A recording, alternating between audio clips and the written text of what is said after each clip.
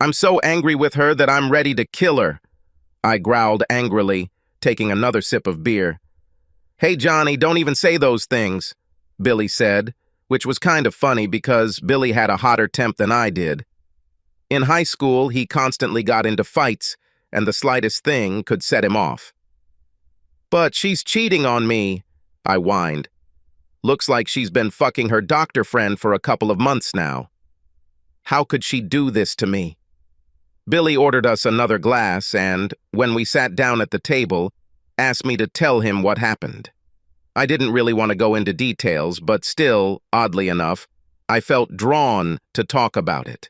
Something like a conversation about a previous operation. So I started from the beginning. I always thought Doris and I had a very good marriage. Of course, we fought from time to time about things. What couple doesn't? But then we always kissed and made up, and that's all that mattered. In terms of money, we had a pretty good life together. I dropped out of college my sophomore year. This academic stuff just wasn't for me. But I didn't really need a degree because I am, as they say, a born salesman. I eventually got a job at one of the 2 largest car dealerships in the city and soon began making good money. So Doris and I got engaged when she was a freshman and married when she was a senior. The funny thing is that Doris also went into sales. After graduating from university, she went to work for one of the large pharmaceutical companies. This basically meant that she sold prescription drugs. Anyway, we weren't rich or anything, but we were doing well. No children yet, but it will come. At least that's what I thought. The first thing that attracted me to Doris was her figure. When I first met her, she was slim and fit. What's even better is that even after 6 years of marriage, she remained that way. Some of it was good genes, I think, but she also became obsessed with working out. She goes to the gym 3, 4, even 5 days a week. The good news is that her body was tight and sexy, not like that pumped-up bodybuilder that makes me sick, but more like that Jillian Michaels woman you see on TV all the time. I really liked it. But the bad news was that all this exercise seemed to really wear her out. Lately, when I wanted to enjoy that hot body in bed, all she wanted to do was sleep. But as I just found out, there was another reason why she didn't want to do the horizontal mambo with me. That reason was Morris Fisher, one of the doctors she saw regularly. I accidentally stumbled upon an affair between my wife and the good doctor. Even though she is the smartest in our family, Doris is the type of person who always forgets things. I can't even count the number of times we had to look for her lost cell phone or go back somewhere to pick up a purse that had been left behind. So it wasn't unusual that she left her laptop at home when she left for work this morning. But what was a surprise was the letter that I found in my mailbox entitled, "It was so hot yesterday." Of course, I opened it right away. In short, it became apparent that he and Dr. Fisher had been using email to arrange meetings at the motel for months. From the contents of the other letters I read, it was quite obvious that they were not meeting to compare the relative merits of different drugs. When I dug through her email and saw what she was saying to him, it also became clear that this was much more than just a casual hookup. They were both in the midst of a full-blown affair. I didn't expect this, I moaned pitifully to Billy. What should I do, Guy? Well, if it were my wife, I'd give her a fish sandwich right before I tossed her to the curb, Billy said smugly. No, I could never hit Doris, I said. I'll just have to divorce her and live my own life. But I would really like to get back at Dr. Morris Fisher for ruining my marriage. While I was sitting and drinking, an idea came to my mind. I leaned across the table and quietly said to Billy, "Hey, buddy, can you help me get a little revenge?" I think I know how we could make sure it doesn't affect us. Billy's eyes sparkled. "Tell me what you came up with," he said impatiently. My idea was simple. We'd use Doris' email to lure the good doctor back to the motel, only we'd be the one waiting, not her. We'll tie him up, take his clothes, and leave him there in his underwear. Then we'll call the TV news so they can film him when the police rescue him. This will show the world his true colors. But he'll find out we did it, Billy protested. I've thought of everything, I assured him. We will be wearing ski masks and surgical gloves to avoid leaving fingerprints. Everything will be perfect. Okay, smart guy, but you're forgetting one thing, Billy said. If he receives a letter from your Doris, he will guess that it was you who sent it. Perhaps, I agreed. But even if so, it is unlikely that he will say anything. If he does that, he'll have to admit that he had an affair, and I'm willing to bet his wife won't be too happy about that. Billy looked at me shrewdly. Maybe you're right. Besides, he may suspect you, but he won't be able to prove anything. Especially if I delete the email from Doris's computer after I send it, I said triumphantly. Come on, Billy said. I hate fucking cheaters. That damn doc owes you for fucking your wife. Okay, here's how we'll do it. I'll email him from Doris's computer tonight and set up a meeting at their regular motel right after dinner. Tomorrow morning you will go and book a room. When he appears, we will capture him. And then we'll cut off his penis, right? Billy asked impatiently. No, I said hastily. We don't want to get caught. We will gag him, strip him, tie him to a chair, and leave him. I'll make an anonymous call to the police about a disturbance in the room, and you call your TV buddy and tell him the police are investigating something serious at the motel. It'll be all over the news. He'll be the laughingstock of the whole town. If he kept his mouth shut, he would still be very embarrassed because everyone would know that he was hiding in the hotel. And if he tells them why he went to the motel in the first place, everyone will know about his affair with Doris, and then I will throw her out. Sounds great, Billy said readily. Cannot wait. Just remember one thing, Billy, I added. When you rent this room, don't use your credit card. Why is this? I tried not to roll my eyes. Because you don't really want the police to find out who rented the room where the doctor was captured, I said impatiently. Well, yes, Billy said. I mentally shook my head. Billy was a great guy, but he won't win the Nobel Prize anytime soon. That evening, when I returned home, I acted as if nothing had happened. I even hinted to Doris that I would like to have some fun in bed after dinner, but she quickly rejected the idea, as I expected. I didn't know if Fisher had tired her, or if she was so fixated on him that she didn't want me to touch her. Either way, I'll give this one up, traitor, as soon as I take revenge on her lover. After she went to bed, I found her rolling suitcase, the same one she used to carry all her drug samples and doctor crap. Of course, the laptop was inside. When I ran it, I found that the email was password protected, but I expected that. Due to her forgetfulness, Doris kept the passwords written down on a piece of paper tucked into her wallet. I pulled out a piece of paper, typed in the password, and bingo. Has entered. I quickly started typing out my little invitation to the love doctor, and I was pretty sure I knew how to express it so that he couldn't resist. But halfway there, I stopped abruptly. We had a big problem. Billy was going to get a motel room tomorrow, but I needed to know right now which number to give the good doctor. Keep it up, dumbass! I cursed myself. And you won't win the Nobel Prize this year either. I quickly called Billy. When he answered the phone, I asked, Can you talk? Of course I can, he replied. Can't you hear me? No, I almost shouted. I mean, can you talk without Phyllis hearing you? Oh, he said. She's not here, speak up. When I explained my dilemma, Billy said, Just make an anonymous call to the doctor tomorrow and tell him the room number. Yes, that will work, I said sarcastically. Don't you think that he might suspect something was wrong if some man called him and told him where to meet my wife to do sex?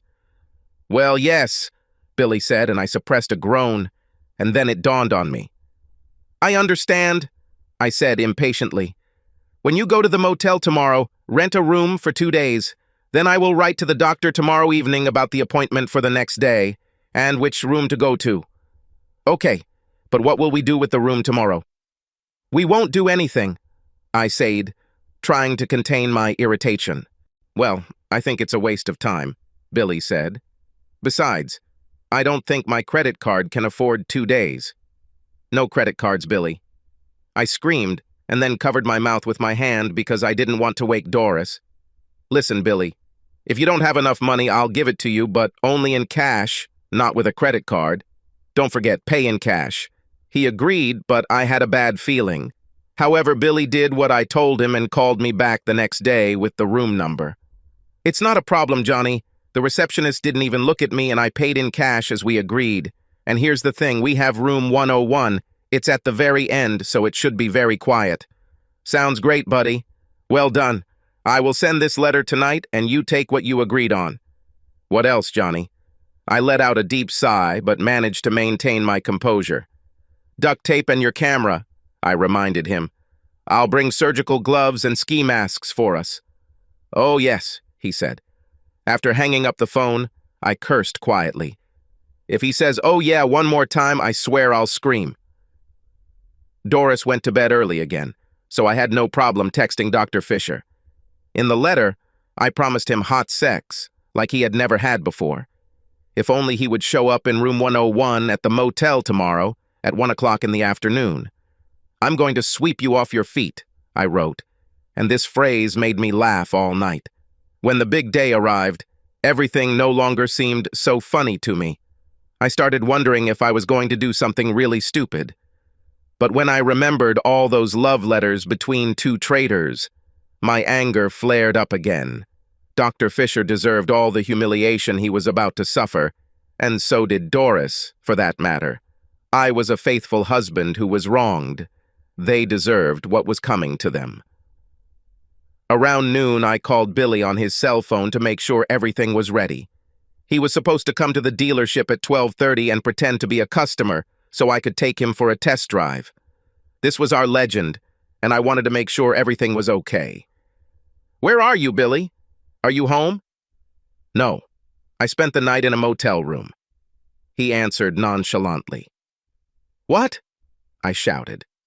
"Why did you do that?" "Well, I thought it would be a shame to leave it empty. Besides, Phyllis and I had a fight, and I needed to get out of the house." Again, all I could do was shake my head. Billy's wife was a pretty little nurse who worked at the hospital. Doris knew her because they both worked out at the same gym. As far as I could tell, Phyllis seemed like a good woman, but she and Billy were always fighting about something. However, I didn't like the idea of him leaving all the evidence in the motel room. I watched the forensics and knew what they might find. "Billy," I said sternly, "I thought we agreed that we didn't want to leave any traces in the room." "Well, yes," Billy said, and I bit my tongue to keep from screaming. "Listen, Billy, clean up your mess, wipe everything you touched, and then go to the car dealership. Remember, you must be here exactly at 12:30. Despite my concerns, Billy arrived at the showroom promptly at 12:30. I signed up for a demo and we rushed to the motel. When we got there, I handed Billy a pair of surgical gloves and pulled on mine. Then we entered the room. It was a mess, as I expected. At first, I was afraid that Fisher might show up early, but when has the doctor ever shown up on time? Be that as it may, working together, we tried to put everything in order before he arrived. Billy and I closed all the blinds and curtains in the room, and then I turned off all the lamps. The last thing I did was adjust the small latch to keep the door slightly open. We then pulled on our ski masks and retreated around the corner. It was very dark except for the light leaking from under the door. As we waited in silence, Billy surprised me when he leaned over and whispered in my ear, "It's really creepy here." It took all my strength not to choke him. "Quiet, Billy," I hissed. "He could be outside right now." "Oh, well, yes." Before I could answer, we heard footsteps in the hallway. I shushed Billy and pointed at the camera in his hand. He nodded, and I hoped that meant he remembered what he was supposed to do. I peeked around the corner. At that moment, the door opened, and a man entered the room. "Hey, Doris! Where are you, sexy lady?" he called playfully. I nudged Billy to get ready. "I'm here," I said in a whisper. And when he turned in our direction, Billy turned on the camera. The flash hit the doctor square in the face, and he screamed as the bright light blinded him. I waited until he stopped rubbing his eyes, and when he lowered his hands, I hit him. I'm a pretty big guy, and I've been in fights, so I knew how to handle myself. I must have added a little extra to this blow because the doc fell like a stone onto the carpet. I started dancing, swinging my aching fist. "It hurts like hell," I moaned. Luckily, Billy was all business. He made sure the room door was closed and locked, then returned and checked on his lover. He whistled. "You really nailed it, Johnny," he said admiringly. He turned off like a light. "Quiet," I hissed, "and don't call me by name." "Sorry, Johnny." "Come on," I commanded. "Help me take off his clothes." We took off our ski masks and tried to undress the doctor. You'd be surprised how difficult it is to undress a limp body. But after much tugging, we stripped the doctor down to his blue-striped boxers. Neither of us wanted to touch his private parts, so we stopped. Then we sat him on a chair and taped him down. Even though he seemed to be unconscious, I didn't want to risk him waking up and screaming, so I also taped his mouth. "Okay," I said, "we're done. Let's throw his clothes in the trash can in the parking lot and then head back to the dealership." "Are you sure you don't want to cut that bastard's dick off?" Billy asked, pulling out a sinister-looking folding knife from his pocket. "Put it away, Billy," I said hastily. "We already talked about this. All we want is to humiliate him, not maim him." "Okay," Billy said, and, to my relief, he put the knife away. We gathered the rest of the doctor's clothes and headed for the door. When we left, I used the metal latch to keep the door from closing. "Why did you do that?" Billy asked. "So that the police and reporters can easily enter the room," I told him. "Well, yes," Billy said. I sighed nervously, and we headed to the back door of the motel. On the way back to the dealership, I threw the doctor's clothes, gloves, and ski masks into the trash. When we returned, Billy climbed into his pickup truck to leave. I leaned over to him to make sure he remembered what to do next. "I'm going to make an anonymous call to 911 to report a disturbance at the motel. As soon as you get home, call your TV buddy. Tell him you just saw the police pull up to the motel, and it looked like something serious had happened." He nodded, and I could only hope that he understood everything correctly. The test drive I took with Billy lasted a little longer than usual, but no one said anything about it. I mentally breathed a sigh of relief. Looks like we got away with it. The rest of the day seemed to drag on forever, but finally the day was over and I hopped in the car to head to the bar to meet Billy. I was so excited that I almost felt high. The thought of seeing the good doc being led out of a dingy motel in his underpants on the 10 o'clock news almost made my mouth water. It would be even better to see Doris's face as she watches it with me. Billy, of course, was already sitting at the table and waiting for me with a beer. "Well," I asked impatiently, "did you call your friend, as we agreed?" "Yeah," he said, and took a long sip from the bottle. "Did the reporters film the doctor leaving the motel?" "Certainly." "Well, what did your friend say? What did Fisher look like?" Billy just shook his head. "It's hard to say in a body bag." "Body bag? What body bag?" "The body bag in which the doctor lay." I stared at him in horror. "He was dead, Johnny," Billy said. "He had to be carried out in a bag." "How is this possible, Billy? When we left, he was fine, except for a bruise on his jaw." "Someone must have come into the room after we left and finished him off, Johnny." When my friend called me back to thank me for the tip, he said that the maid had found the doctor with his throat cut. This will be the top story on today's news. To this day, the only time in my life I've ever felt woozy was when I licked really hard while playing football in high school. But then I felt like I was going to faint. The worst thing that could ever happen. I took a long sip of beer to calm myself down and stared at Billy. "Do the police know who did this?" "Nope," Billy answered calmly. "My friend said that no one saw or heard anything." "Listen, Billy, this is bad. Very bad. We could be in real trouble." "Why?" he asked. "We didn't kill him." "You and I know this, but the police don't know this," I said irritably. "If they find out that we tied him up, they'll probably try to pin the murder on us." "Oh, well, yes." I wanted to lean across the table and strangle him, but I knew now was not the time to lose control. "Look, Billy, we have to keep this a secret. You won't tell anyone. Not Phyllis, not your TV news buddy, not anyone. If you spill the beans, we could end up in jail, you know?" "Of course, Johnny, of course." "I really hope that the police will immediately find whoever killed him. As soon as they make an arrest, we will be out of danger." "Don't worry, Johnny, I'll keep my mouth shut," he said, doing that stupid hand and mouth gesture we learned in 5th grade. I thought I was going to throw up. When I went home, I could only pray that Billy would remain silent, but I doubted that he would be able to hold out much longer. I was sure that if the cops ever took him in for questioning, we were doomed. Why the hell was I trying to get revenge on that bastard doctor? Why didn't I just file for divorce from Doris and leave it at that? Doris! Heck, I was planning on meeting her tonight about her cheating. Well, now I'll have to leave it. I just have to go home and act fat, dumb, and happy around her. How painful it is. I hoped I could fake it well enough to fool her. When I returned home, everything turned out to be even worse than I expected. Before I could enter, Doris ran up to me and burst into tears. "What's the matter, honey? What's happened?" "Oh, Johnny," she sobbed. "This is so terrible." This dear Dr. Fisher, to whom I always turned, was killed. It's all over the news. "I can't believe this," I said, trying to sound shocked and sympathetic. "What's happened?" "His body was found in the motel room," she moaned. "His throat was cut. I know I shouldn't have said this, but I couldn't resist."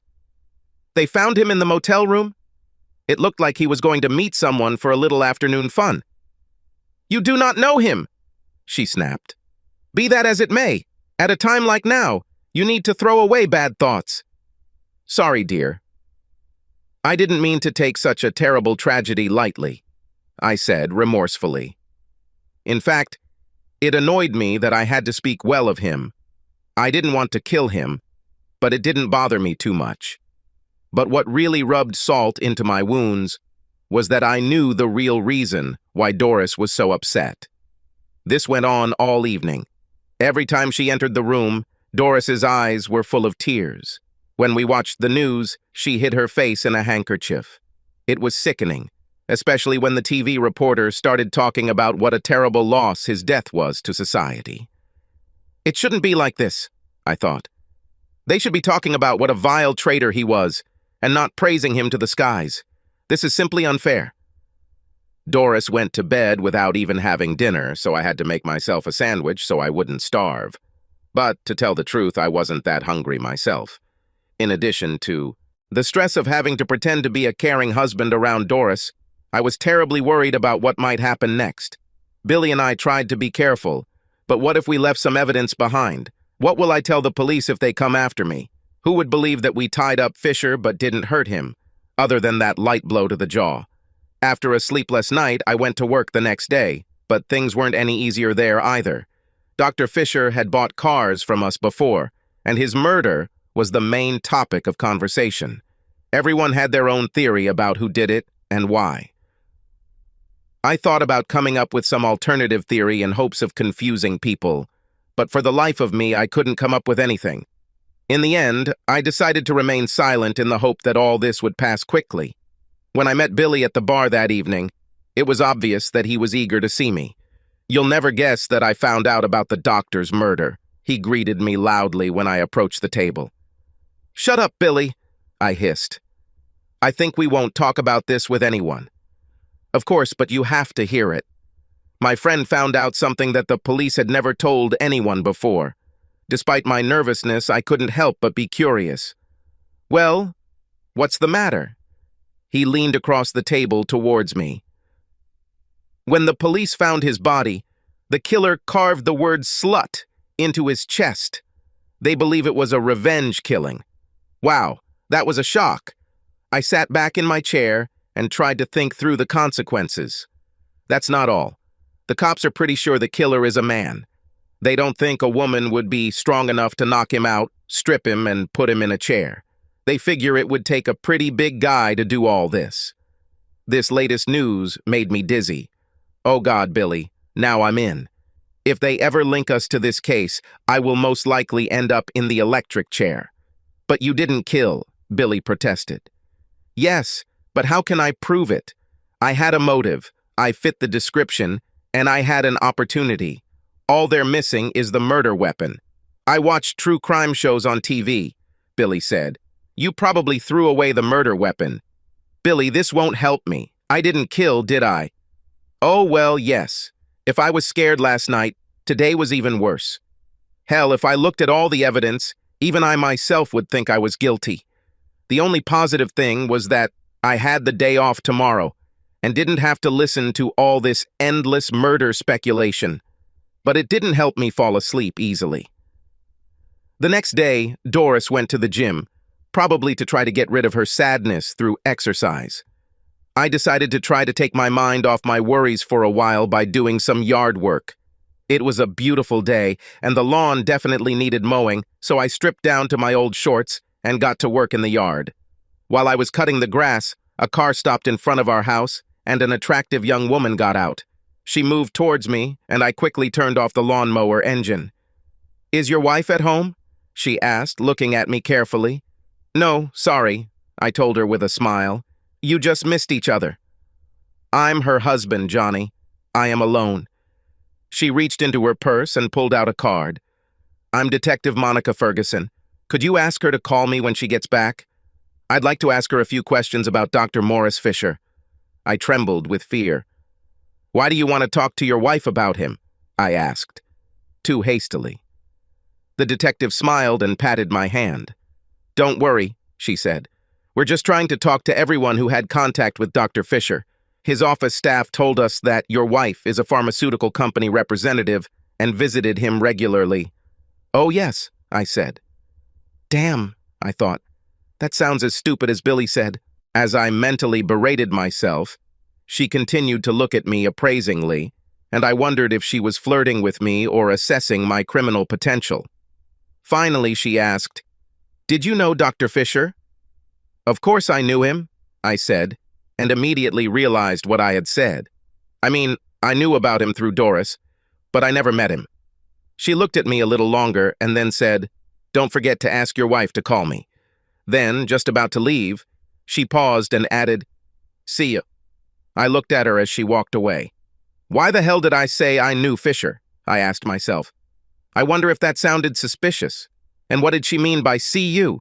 Needless to say, the peace and tranquility I achieved working in the yard is long gone. That evening, the local evening news featured an interview with the police chief about Fisher's murder. "We have discovered important new evidence and hope to make an arrest soon," he said pompously. My blood pressure was trying to climb Everest. I couldn't wait to meet Billy and see if his friend knew anything about this. Even before we sat down at the table, I began bombarding my friend with questions. "The boss is bluffing," Billy said decisively. "My friend says they have nothing new. They're just hoping to get someone out of hiding. But the guys from the crime branch had enough time to comb through the motel room with a fine-toothed comb. Maybe they discovered something. My friend says that so many guests stayed in this room, and it was cleaned so often that they didn't find anything useful," Billy said. Then a worried expression appeared on his face. "You look bad, Johnny. You need to calm down a little. Don't let this thing get to you." "It's easy for you to say," I snapped. "A police detective didn't come to your house yesterday." "Was it a woman named Monica?" he asked. When I nodded in surprise, he continued, "Yes, the same one was in the hospital.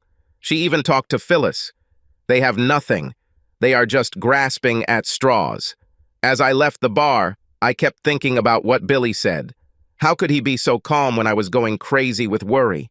How could he be so sure that his friend really knew the whole story? I eventually came to the conclusion that Billy's optimism was the direct opposite of his IQ. And since I snuck a peek into his IQ file before he was expelled from school, the thought scared the crap out of me. After another sleepless night and several handfuls of antacids, I knew I had to do something. There's no way I'm going to hold out until the police catch the killer, especially since the one they're most likely to catch is me. My only hope of saving my neck is to try to find the real killer myself. The only problem with this plan was that I had no idea how to handle a murder investigation. Sure, it looked easy on TV, but how would I do it in real life? Think, I convinced myself. Okay, I have to assume whoever killed the doctor knew him. It seemed unlikely that a complete stranger would wander into a motel room and kill a doctor taped to a chair. What about that slut that was carved into Fisher's chest? If it's a random act, I'm willing to eat my hat.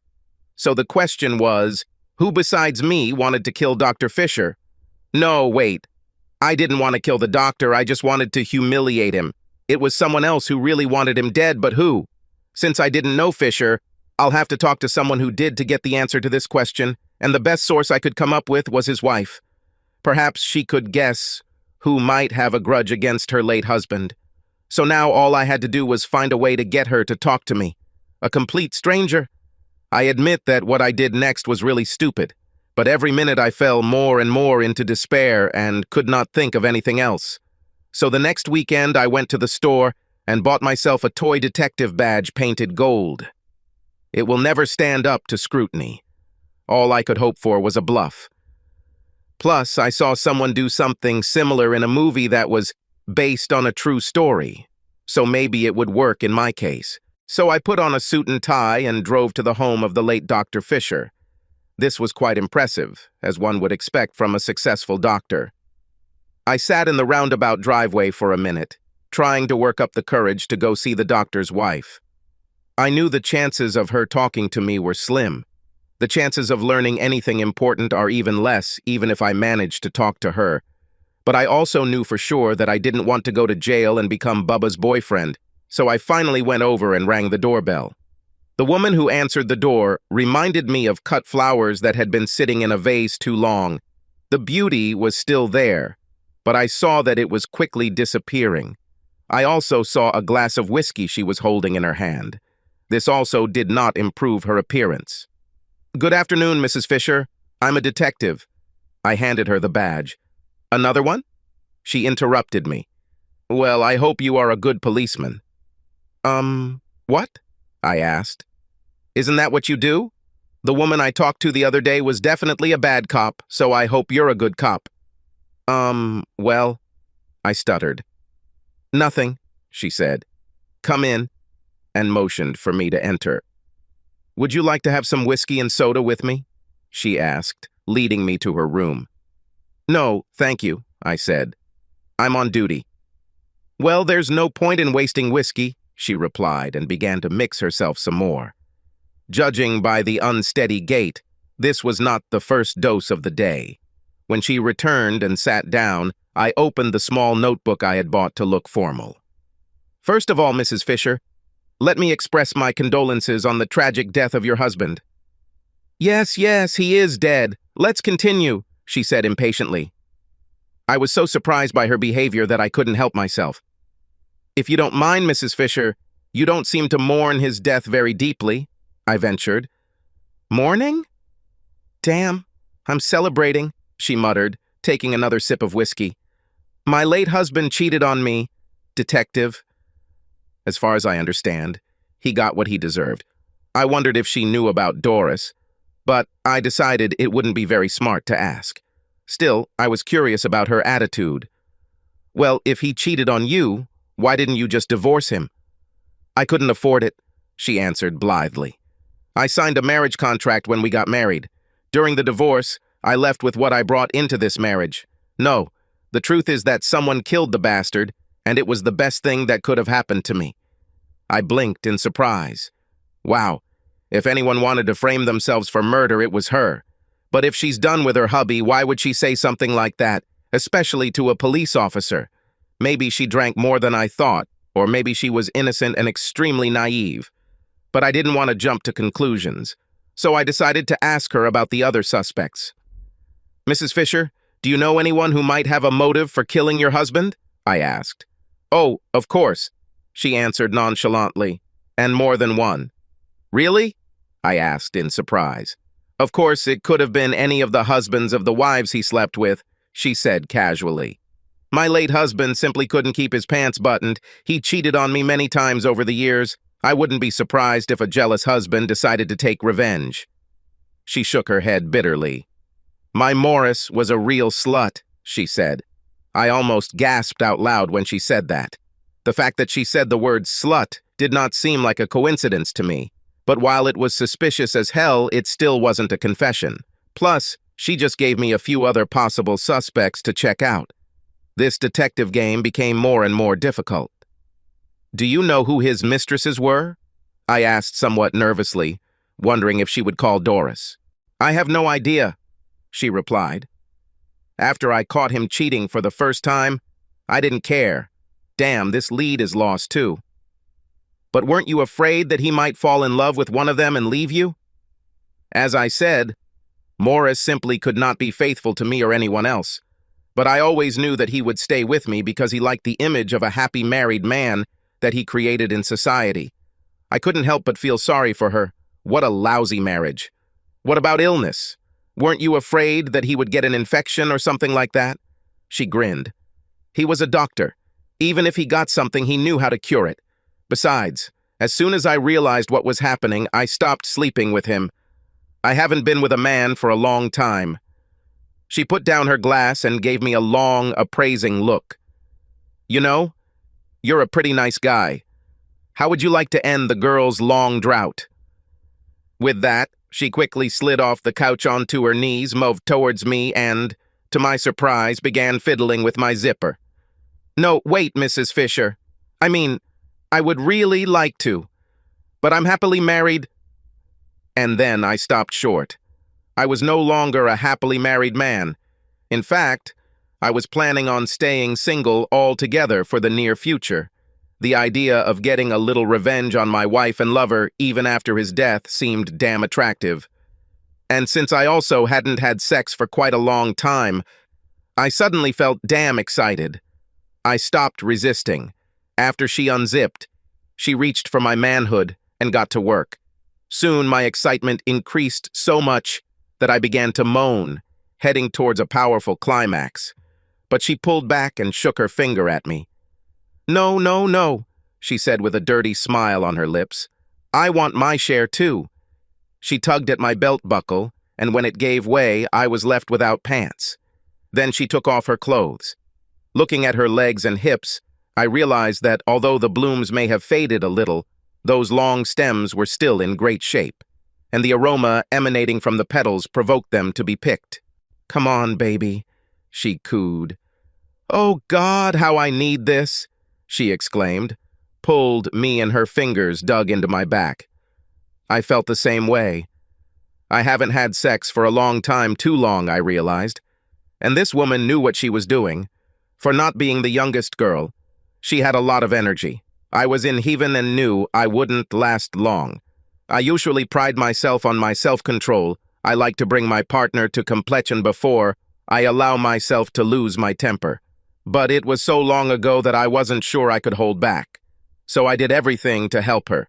And with her, we both soared to a climax that must have rattled in the windows. Leaning back on the sofa, I hoped that the neighbors did not hear us. Otherwise, they might call the police and report another murder. After a couple of minutes, Mrs. Fisher leaned back and looked at me with grateful eyes. Oh, baby, that was so good. I didn't realize how much I missed it. I looked at her with a mixture of curiosity and admiration. She reached over and grabbed a couple of cocktail napkins. We got ourselves in order. She stood up and poured herself another drink. Do you want it right now? She asked. No, I said. I need to go back to the station. She looked at me lazily. It was a lot of fun, she said. We have to do this again? Hey, what did you say your name was? I was already starting to get nervous. I didn't say so, I said, heading towards the door. Oh, she said lightheartedly. Well, call me anyway. With that, I slipped out the door and hurried to my car. As I pulled away, I felt satisfied with the unexpected interlude I was enjoying, but my mood quickly darkened as I thought about everything she had said to me before she jumped on me. If Dr. Fisher really was such a lover of married women, he could well have become the victim of a jealous husband.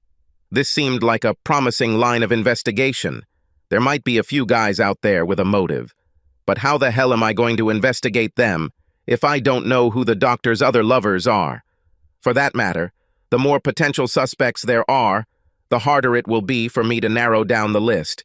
Then I thought about Mrs. Fisher. While I found her to be an experienced and enthusiastic lover, I couldn't help but wonder if she might also be a cold-blooded killer. If she saw an email invitation for her husband to come to the motel, she could wait until Billy and I left, and then sneak inside and take revenge. This way, she can inherit her husband's property while we are accused. I had to admit, it was pretty clever, if she really was a killer. But if she killed her husband, Why would she tell the detective about her motives? It seemed like a really stupid thing to do. But what if she's more cunning than she seems? What if she intentionally revealed the prenuptial agreement to throw me off the scent? For that matter, was she really just a horny widow? Or was she screwing me to distract me? The more I thought about everything, the more my head began to hurt. Thank God it's time to meet Billy. I needed to discuss everything with someone.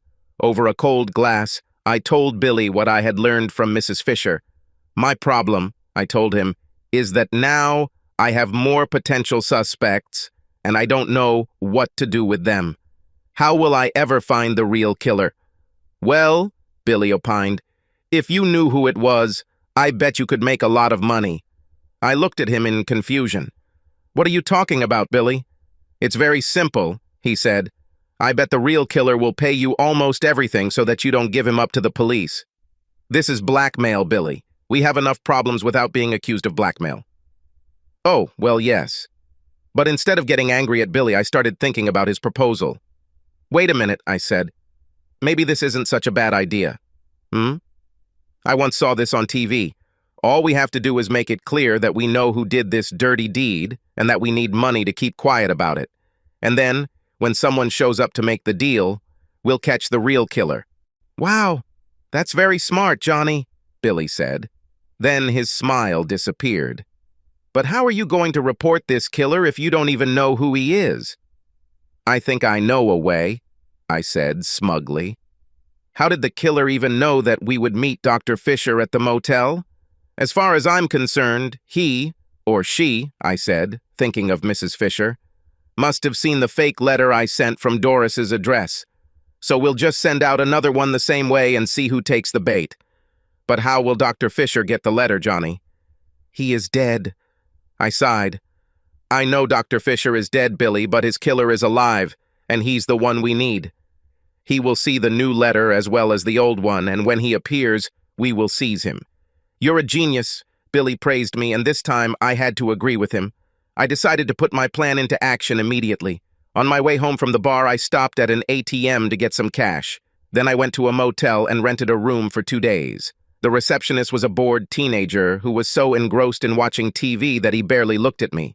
On a whim, I decided to ask for number 101 again. The killer will flinch when he sees this. I chuckled to myself. The next morning, I got up very early so I could send a message from Doris's address before she woke up. I spent quite a lot of time writing it, and I was very proud of my work. I know who you are and what you did with that slut, Fisher. If you don't want me to go to the police, you better come to the same room in the same motel where Dr. Fisher died. Be there tomorrow at 2 o'clock in the afternoon and bring $20,000 in cash with you. Otherwise, this should be enough, I thought. I clicked send and then deleted the sent message from Doris's computer, just like last time. The trap is set, I told myself. Now let's see who bites. I went to work as always, but it was hard for me to concentrate. I kept wondering who would show up in the motel room tomorrow. I realized that I might not even know this person, especially if he was one of the angry husbands. By the time I finished work and went to the bar, I was dying to talk it over with Billy and see his reaction. But Billy wasn't there, and although I waited almost an hour, he never showed up. This made me really nervous. Billy was always ready to drink beer. What could happen to him? As I drove home, my paranoia continued to grow. What if Billy was taken by the police? What if he told them everything we did? What if they are waiting at my house to arrest me? I was so consumed by my fears that I made it home before I even knew where I was. Fortunately, no one was waiting for me there. Even Doris had not yet returned home. Just a few minutes later, I heard Doris drive up, and by the time she entered the house, I was already her loving husband. But it didn't really matter what I looked like because she was hyped up. You'll never guess what happened today, she said excitedly. Your friend Billy is hiding from the law. I thought my heart would stop, but Doris didn't even notice. He and Phyllis had a big fight and he gave her a black eye. She called the police and he drove off in an unknown direction. Oh God, I thought. If they catch him, and start asking about Dr. Fisher, we're screwed. But Doris continued to chatter about the situation and did not notice my panic. To hide my emotions, I pretended to be interested in what she was talking about. And anyway, why did they quarrel? I asked when I had the opportunity to insert a word. The girls at the gym told me that Billy thinks Phyllis is cheating on him, she said, and I mentally shook my head in confusion. Are there really no more faithful wives left? I was surprised. This thought reignited my anger at Doris, and I said angrily, well, if she cheated, then it serves her right. I thought Doris would attack me for that little remark, but she didn't respond. This only made me angrier. What hypocrisy, I thought. You're the worst liar I know, but if I raised a finger on you, you'd fucking scream. But for now, I kept my thoughts to myself. I said nothing more to Doris at dinner and then went into the study to think over recent events. Suddenly, a terrifying thought came to me. What if Billy is the killer? I remembered the folding knife he had with him when we tied up the doctor. What if Billy sneaked back and killed the doctor after we left the motel because Phyllis cheated on him? I didn't want to believe it, but it all made some terrible sense. Then an even more terrible thought occurred to me. What if Billy decides to show up at the motel tomorrow? I'm bigger than him, but I'm not sure I can beat him in a fight, especially if he brings a knife. I decided it would be better to take extra protection with me, so I went down to the basement and took out my pistol. I haven't fired it in a while, but it seems to be fine. The next morning I went to work as usual, except I had a gun in the car. After lunch, I told the manager that I needed to rest for the rest of the day. He didn't like it, but I'm one of his best salesmen, so there wasn't much he could do. I left the dealership and arrived at the motel half an hour early. Putting the pistol in my jacket pocket, I walked into the room and opened the door with my card. I almost locked the door behind me, but at the last minute, I remembered that I wanted the killer to be able to enter, and I secured the door with a latch. Then I settled into a chair and prepared to wait. Sitting there, I looked around the room. It was obvious that they had installed new carpet. Even the chair I was sitting on looked new, so I decided that it had to be changed too. Otherwise, everything looked the same as last time. This didn't make me feel any better. I didn't want to think about it anymore, so I started thinking through a list of suspects. The first was Mrs. Fisher. She had a huge motive, but I had a hard time believing it was her. After all, she had put up with so much from her husband for so long. It's hard to understand why she suddenly decided to do something so drastic. Yet she may have reached her limit. And don't forget, I told myself, that she was the one most likely to have access to Dr. Fisher's email. Then came the husbands of other women who were Dr. Fisher's mistresses. I didn't know who they were or how many there might be, but one of them might be a violent type. Perhaps he was stalking the doctor, waiting for the right moment. How he could have accessed the doctor's email I didn't know, but if he did, he could understand that we had given him the perfect opportunity to take revenge. Then I thought about Billy. I hoped with all my heart it wasn't him, but I had to admit he was a good suspect. I knew he had a short temper, and to be honest, there was something mean about him too. I never thought Billy could fool me, but maybe he was smarter than I thought. It seemed unlikely, but I couldn't rule it out. At that moment, I heard a sound in the corridor and grabbed the gun. The door creaked open, and dim light from the corridor leaked into the room. Then, to my amazement, I heard a voice calling, "Johnny? Johnny? Are you here?" "Doris!" I exclaimed in surprise. "What are you doing here?" I reached over, turned on the light, and watched as my loving wife walked into the room, shaking her head in disgust. "I'm here to stop you from doing something really stupid, Johnny." "But how did you know that I would be here?" I asked in confusion. She crossed her arms over her chest and started lecturing me in that schoolteacher tone that I hate. "When I woke up yesterday morning, it was obvious that you were messing with my laptop. I checked my email and didn't find anything at first, but when I checked my deleted items, I saw your stupid email." Crap, I should have thought about this. "There are a lot of things you should have thought about," she said angrily. "Maybe if you hadn't dropped out of college." Don't you dare offend me again, I barked angrily. Besides, I'm the one who has the right to be upset, not you. You cheated on me with your damn doctor friend. I caught you, and now I'm going to divorce your ass. She made a gesture with her hand, as if she was shooing away a fly. It doesn't matter now. What matters is what you do here. What exactly were you hoping to do with that ridiculous email you sent from my account? I was offended by her reaction to the accusation of cheating, but I felt like I had to defend myself. So I began to explain how Billy and I had lured Dr. Fisher here to disgrace him, and then found out that he had been killed. We were afraid that the police would think we did it, I told her. So I started looking for the real killer. I told her how I had pretended to be a detective to interrogate Mrs. Fisher, and how I had come up with the idea of luring the real murderer here by pretending to be a blackmailer. Doris continued to sigh as she listened. Finally, she raised her hand to stop me. Johnny, do you know Alexander Pope? No, I said, shaking my head. I don't think I've ever met him. She rolled her eyes. Mr. the Pope once said, "A little knowledge is a dangerous thing. Drink deeply, or do not partake of the Pierian spring." What kind of Persian spring is this? What are you talking about, Doris?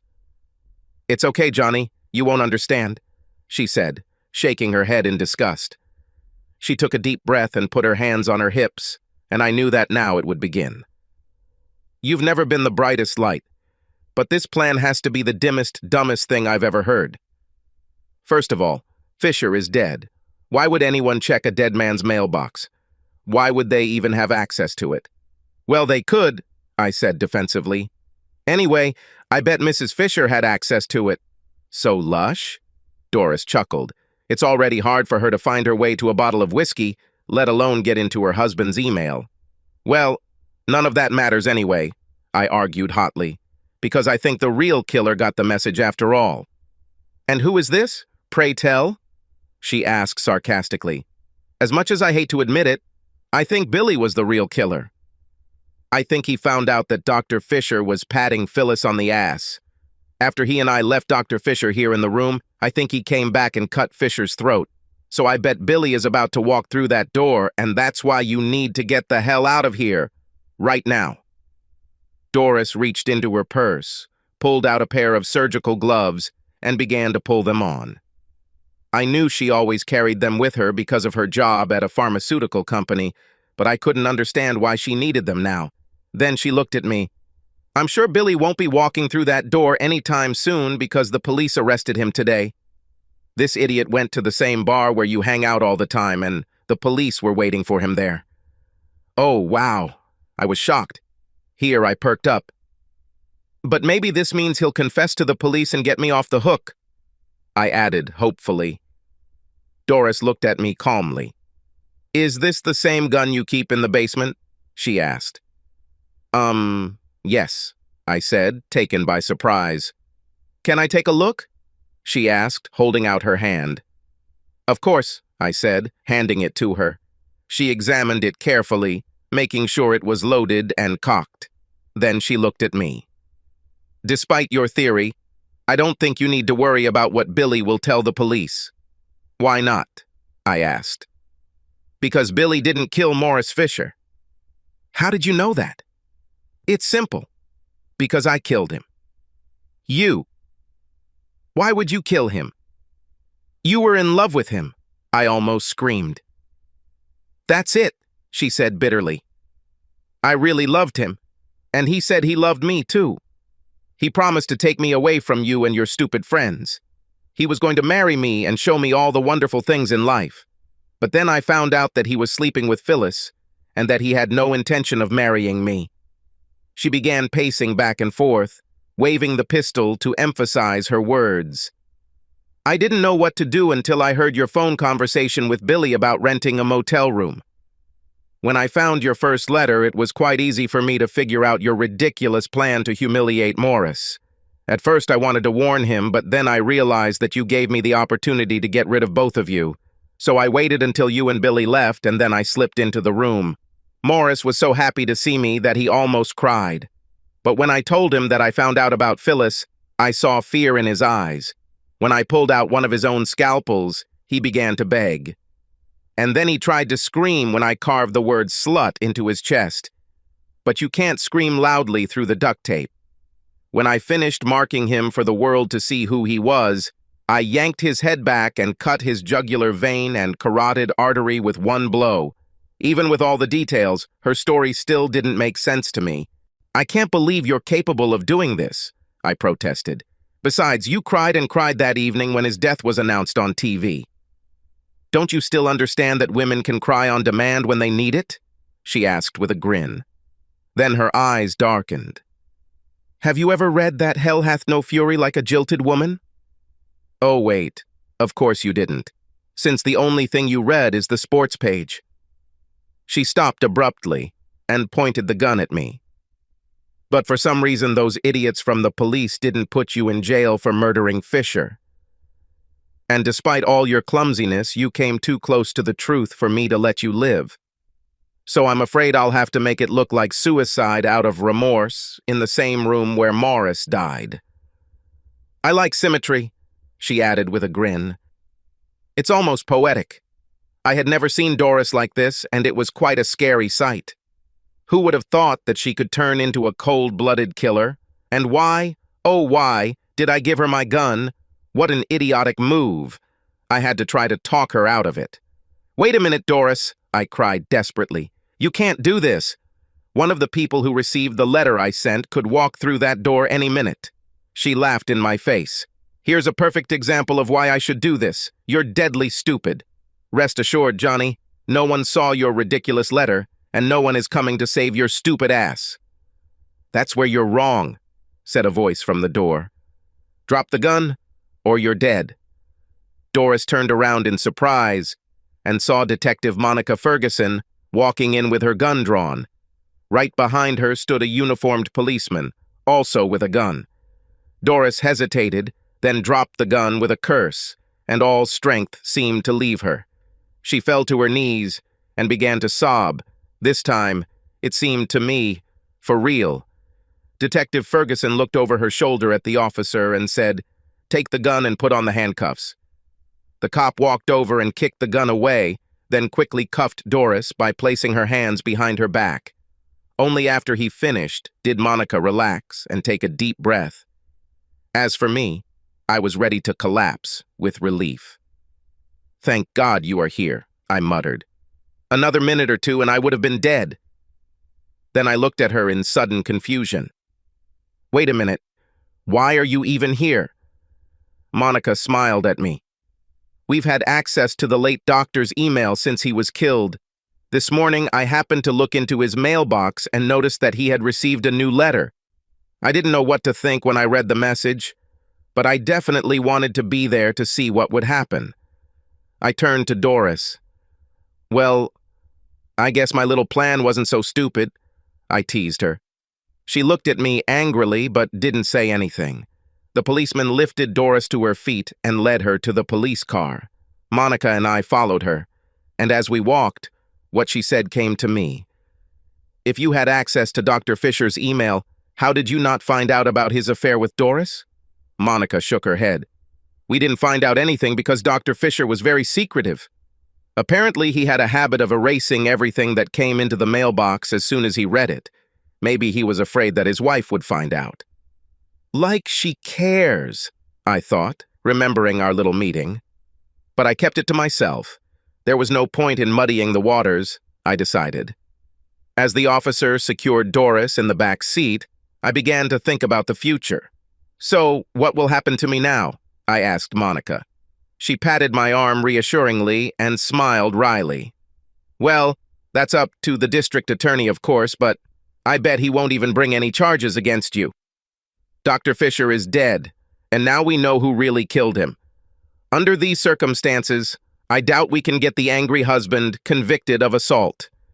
"Well, no matter what happened," I said, "if it weren't for you, I would already be dead. If there is anything I can do to repay you, just let me know." She gave me a long, slow look from head to toe, and then gave me a big smile. "When this is all over, Maybe I'll have to stop by the car dealership where you work and see you. I was looking for something new, something that would bring a little excitement into my life.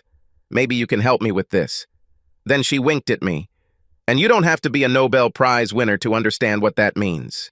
Subscribe to our channel so that your second chaff doesn't cheat on you, and go ahead and listen to the next story, because this story is nothing compared to the next one.